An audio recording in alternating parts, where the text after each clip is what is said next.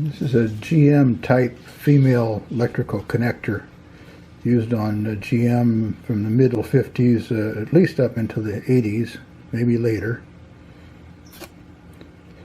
Sometimes you have to change them. Either this plastic piece gets broken or melted, or the electrical connector inside gets bad and you need to replace it.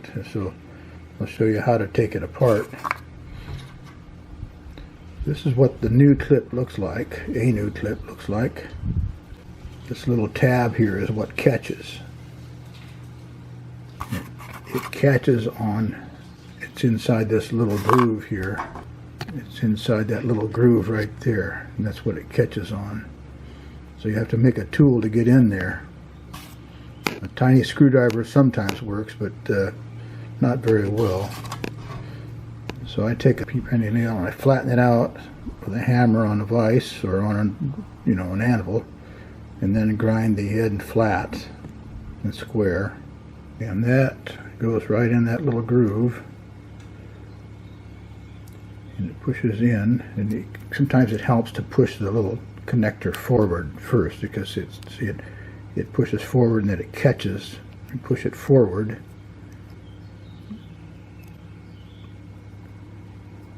Put that in there and hold it, and then it comes out because it pushes that. It reaches in and pushes that thing down. If you're putting an old one back in, make sure that little tab sticks up a bit.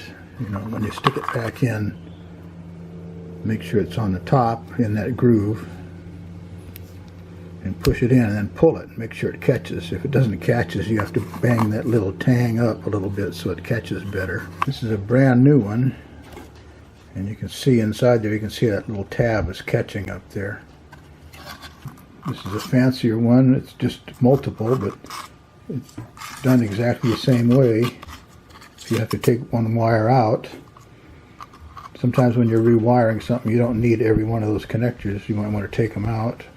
Although they don't hurt much because they're protected from shorting out. But if you want to take them out, it's the same way. You slip that in there and push it in. And in this case, you have to push it like that. These new ones are actually stiffer than the old ones.